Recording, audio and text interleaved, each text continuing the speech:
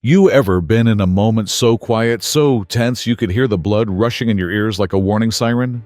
Yeah, this was one of those. A regular-ass Tuesday morning on the outskirts of Quantico. Birds chirping, sun slicing through the pines. And then bam, a cherry top whips on. A black Tesla eases to the shoulder. Nothing wild. No high-speed chase. Just a routine traffic stop, the kind they say happens every day. But routine don't mean safe. Especially when you're black. Especially when you're a woman. And especially when the badge behind you is white and pissed. Officer Rick Dalton stepped out like he was auditioning for a movie role he was born to play. Tough guy with a chip on his shoulder. Tall, thick-necked, aviators on before the sun even cleared the trees. His hand was already resting on the butt of his gun, like it had something to prove. His partner, Officer Bell, hung back, quiet but complicit. The kind who doesn't speak up, just watches and lets the dirty work happen.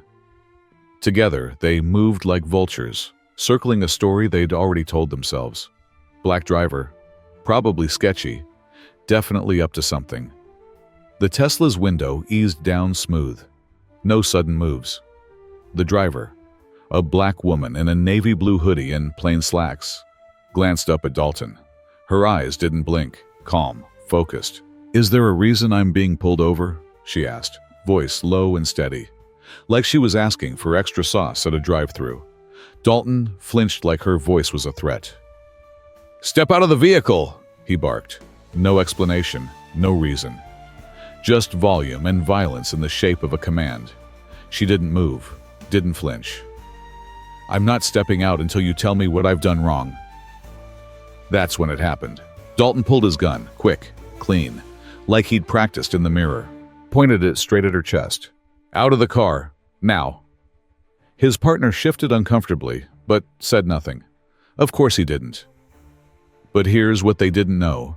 And this right here is where things start to crack. The dash cam in their cruiser was rolling.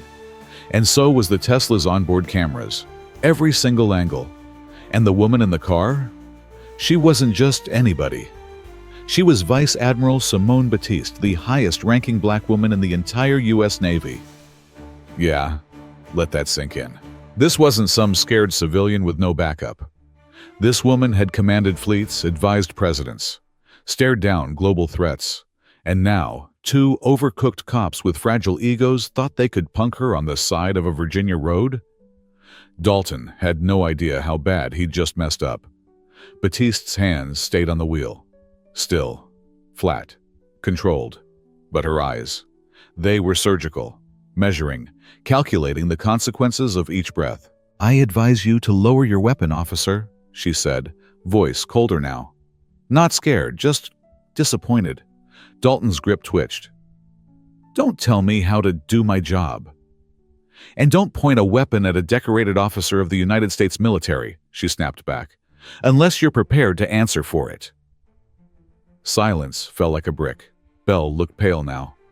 He glanced at the Tesla's hood, noticed the tiny government ID decal, the kind that wasn't for show. Dalton's mouth opened, then shut. The air had changed.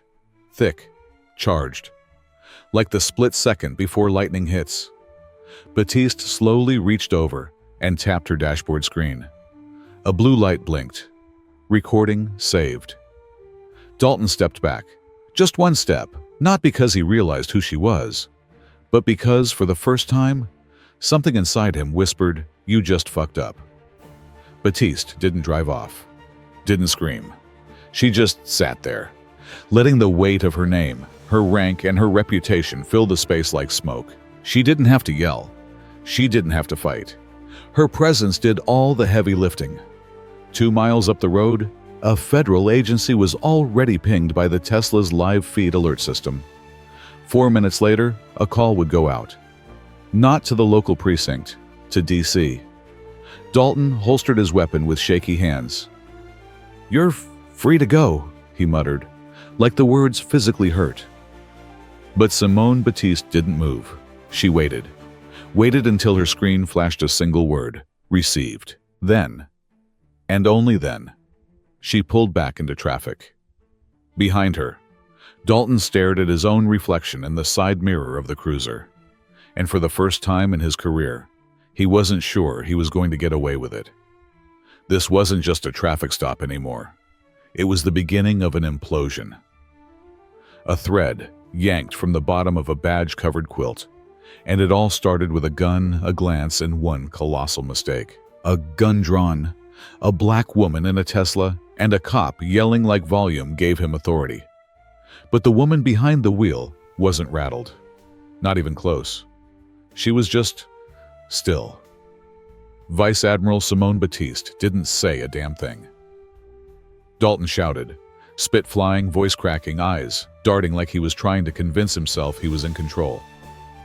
"Step out of the vehicle now. Hands where I can see them." The dude was loud, aggressive, and fully unaware he'd just stepped into the deepest mess of his career. Batiste didn't budge, didn't plead, didn't raise her voice. She didn't need to, because she'd already made the call. And when an admiral calls, she doesn't call for help, she calls for accountability. Meanwhile, Bell finally blinked back to life. He'd radioed for backup, standard procedure. But the call that mattered wasn't the one going through the precinct. It was the one routed straight through the Pentagon's arteries. A quiet, classified channel lit up. GPS pinged. Identity confirmed. A red flag flagged itself. And the silence? It started to shiver. Dalton didn't notice the shift at first. His tunnel vision was too thick. A K-9 unit rolled up with sirens off, lights still flashing. A second cruiser skidded in. Now there were 5 officers, a dog, and 1 admiral, still sitting like she was on a goddamn lunch break. Then people started filming. Phones out. Angles caught. Bystanders whispered, "Why is he pointing a gun at her? She ain't moving. Yo, is that a Tesla?" The tension grew. Legs started pacing. Still, she stayed calm, unmoving. A statue carved out of resolve. Then they showed up. 2 black SUVs rolled in smooth, silent, like they were floating. No sirens, no horns, just presence. The kind of presence that didn't ask for permission. It commanded it. Doors popped. Out stepped a man in a black suit, shoes clean enough to blind, expression cold enough to freeze the damn sun. His ID badge was flipped open before he even hit the pavement. Department of Defense, Inspector General's office. Dalton tried to puff up again. "This is a police," he started. The man didn't flinch, didn't even look at him. He walked straight toward the Tesla and tapped once on the window. Batiste rolled it down halfway. No words, just a nod. Then the man turned, walked toward Dalton, and said 6 words that hit harder than any slap. "Lower your weapon, officer. Now." Dalton froze. He opened his mouth to argue, but then he saw it. The name on the badge clipped to the man's chest. Batiste, Simone L., USN. His mouth stayed open, but the color drained from his face like someone pulled the plug. It hit him right then. The woman he'd threatened, aimed at, yelled at, almost arrested. Outranked damn near everyone he knew. She was the system, and she was watching him with the eyes of someone who could have ended him 5 minutes ago, but chose not to. Yet. Dalton lowered the gun. His hand trembled. He holstered it with the jerkiness of someone who just realized the cliff he'd been dancing on wasn't a metaphor. His voice tried to catch up with his brain. I didn't know," he muttered. The DoD official gave him one look. Not pity, not anger, just pure logistics. "You will." "Sorry." Batiste finally stepped out of the car. She was composed, effortless. Not in uniform, but somehow more official than anyone else on that highway. She didn't raise her voice, didn't point fingers. She just looked at Dalton. One long, silent look that said, "You think the uniform makes the authority? Nah, I am the authority." And then she walked past him like he wasn't even there. The officers? Silent. Bell looked like he wanted to melt into the pavement. The K-9 handler pretended to adjust the leash on his dog. Even though the dog hadn't moved, Batiste stepped into the SUV, And just like that, the cars rolled away, quiet, precise, surgical. Dalton stood there like a man who'd just seen his own ghost. Because here's the thing. He hadn't just made a mistake. He'd aimed a gun at a legacy, a symbol, a whole damn chapter of American history in motion. And now, that history had receipts, video evidence, and a name with stars behind it. This wasn't over, not even close. There's a particular kind of silence that falls when powerful people get quiet. Not because they're stunned, not because they're scared, but because they've decided it's time to ruin you methodically. That's the silence Vice Admiral Simone Batiste carried with her after the shoulder-side showdown. She didn't yell, didn't demand apologies or badge numbers. She didn't need to, because in exactly 13 hours, she was scheduled to sit at a polished table in a Capitol Hill hearing room, where every senator in the room would call her Madam Admiral, and every mic pointed her way would broadcast her words across the entire damn country.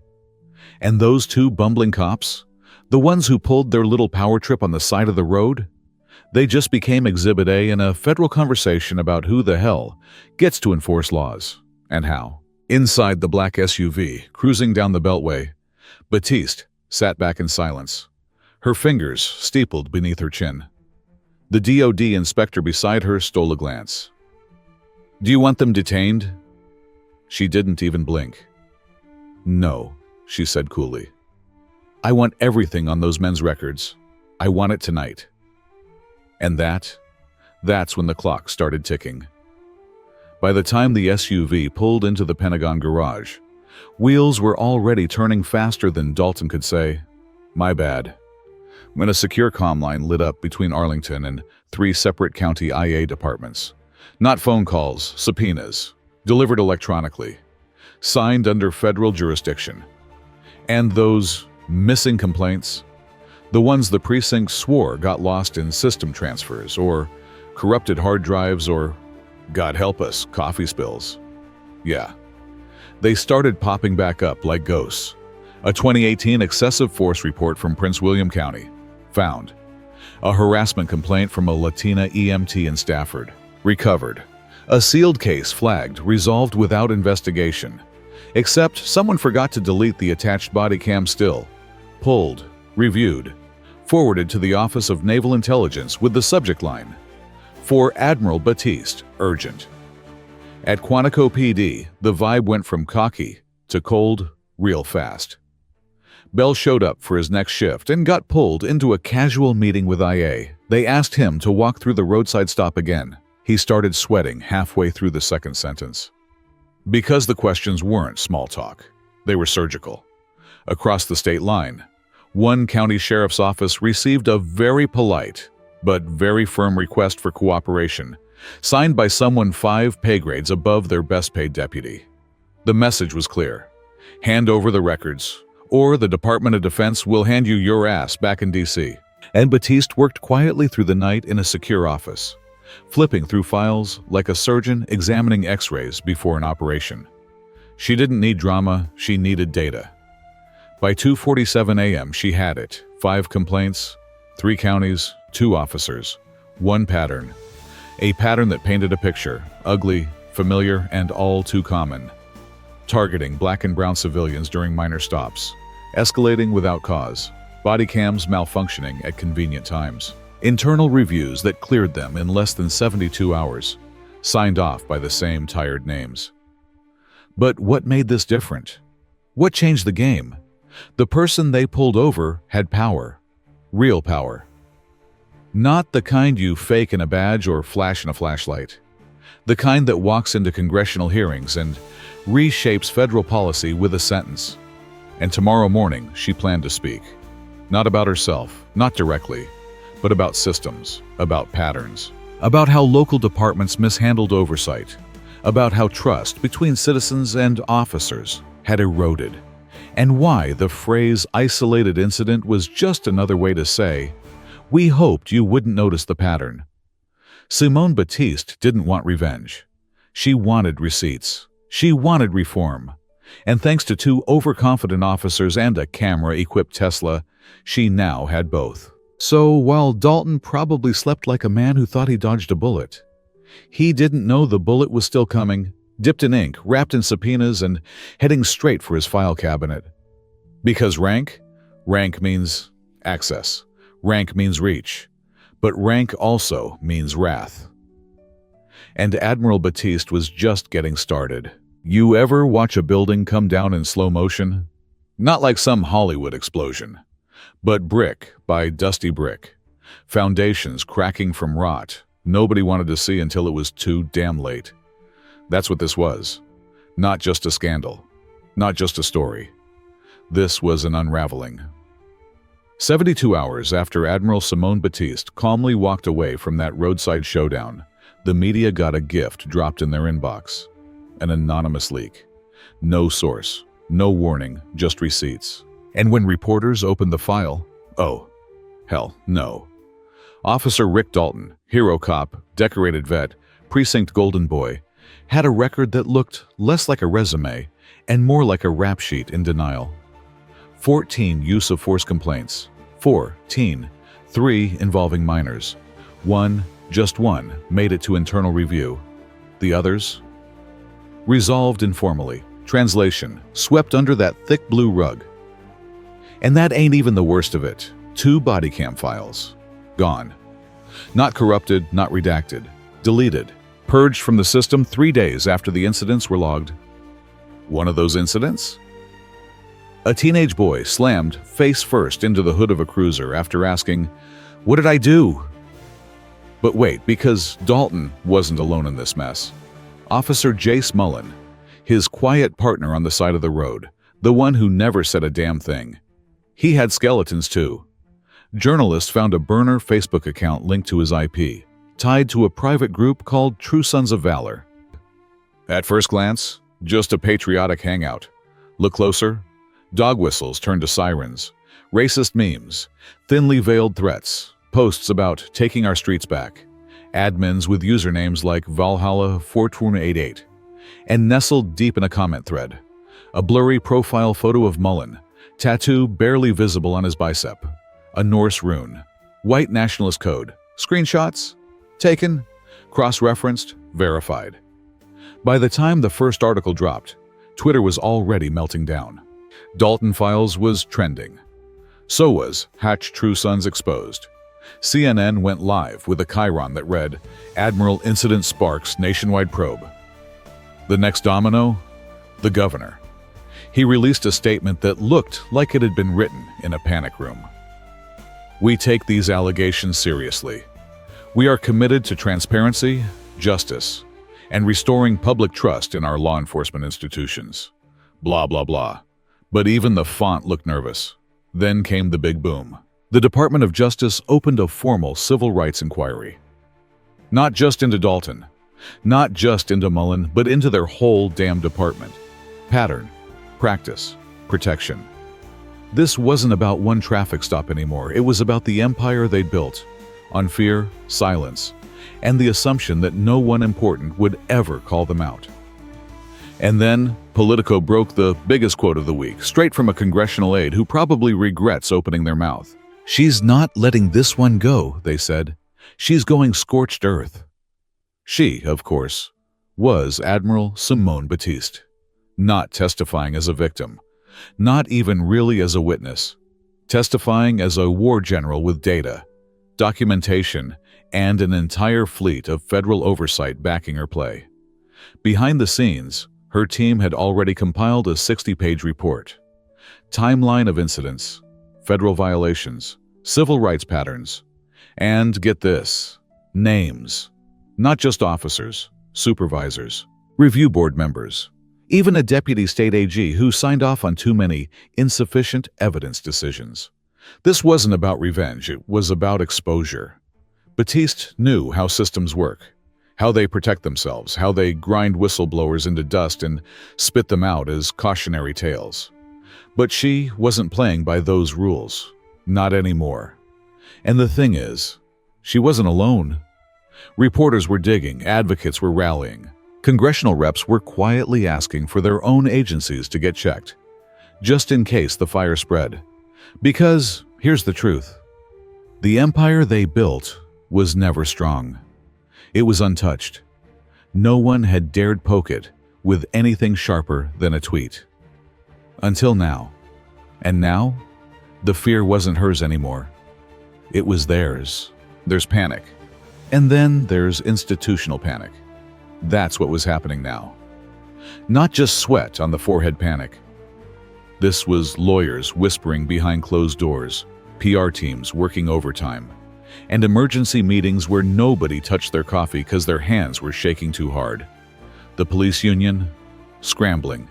Publicly, they hit the usual playbook. We support due process. Let the investigation run its course. Blah blah bullsh. Behind the scenes, straight chaos. Internal chat threads leaked. Union reps were demanding answers. Who cleared Dalton? Why didn't IA flag this? Who the hell deleted the body cam footage? Turns out, you can't build your whole brand on law and order if your poster boy's out here breaking both every other Tuesday. Local officials started tripping over each other to disown everything. The mayor's office said they were disturbed. The county prosecutor claimed she'd never seen these records before. The sheriff's department? Unaware. Everybody suddenly had amnesia, like accountability was contagious. But here's the catch, and the mistake they all made. They thought Simone Batiste was just a name. They didn't realize she was a network. This woman wasn't just a decorated officer. She was a war strategist. She'd sat in situation rooms, briefed intelligence committees, shaken hands with heads of state.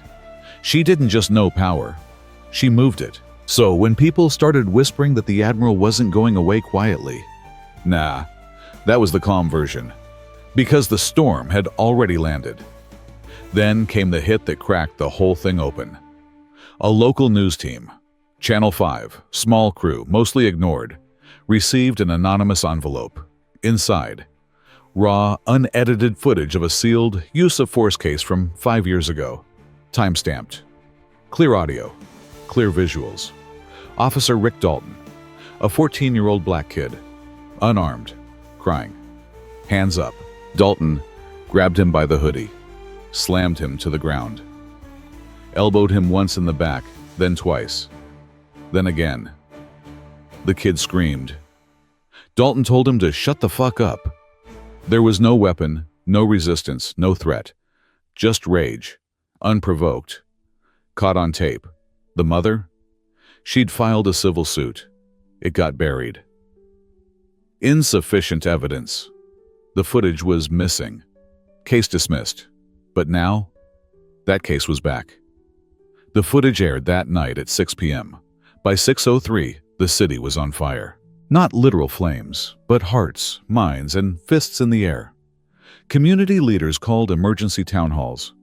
Protesters gathered outside the courthouse. Civil rights attorneys filed motions to reopen not just that case, but every case tied to Dalton's name.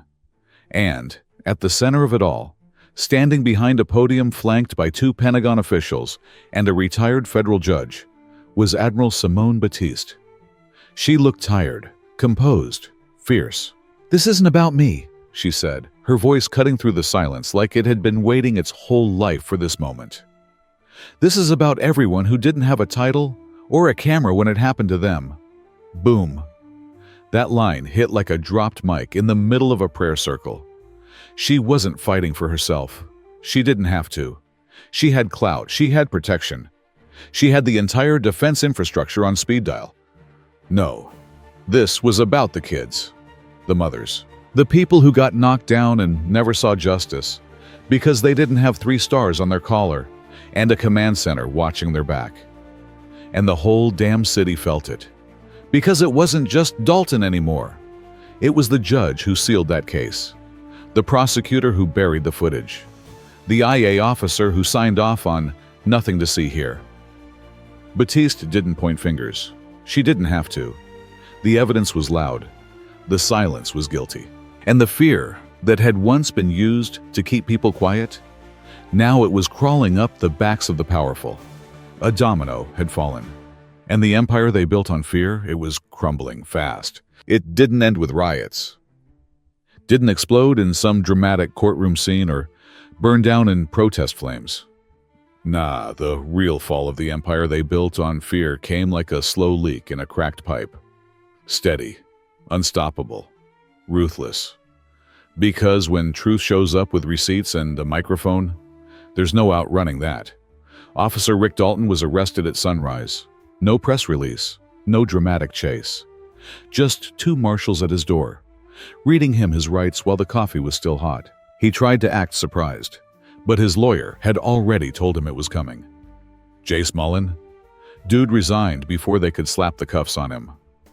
Word is, he lawyered up quick, packed his locker, and vanished into some family cabin in the hills. But not fast enough. Screenshots don't disappear, and federal charges don't care about your off-grid fantasies.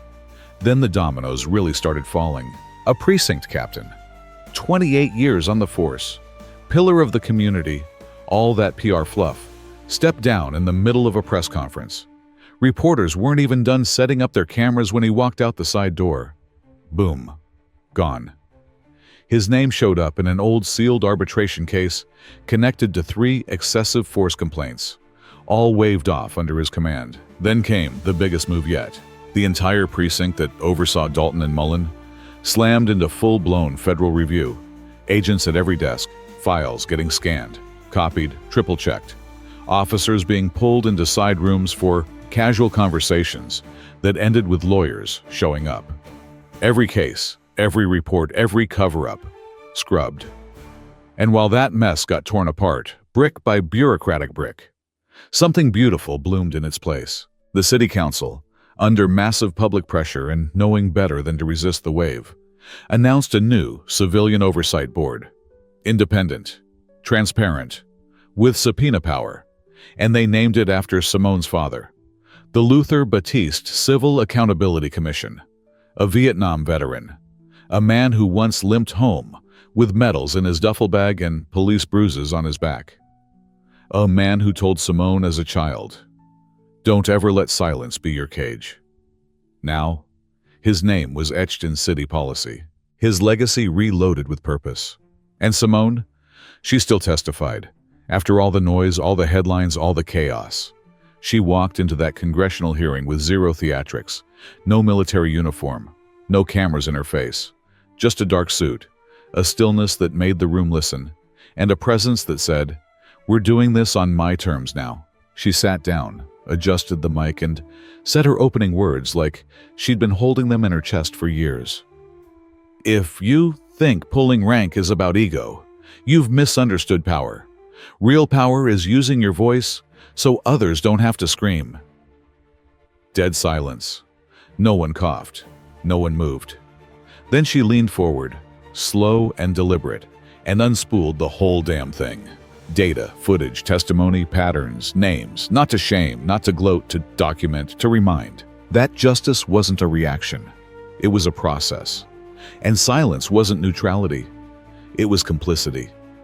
And when she was done, even the senators who thought they were coming in to manage PR sat back like they'd just seen the future take the mic. Because that's the truth of it. The empire of silence, threats, and unchecked brutality. It didn't collapse in a bang.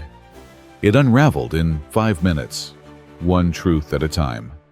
And Simone Batiste didn't burn it down out of vengeance. She just lit a candle and let the light do the work.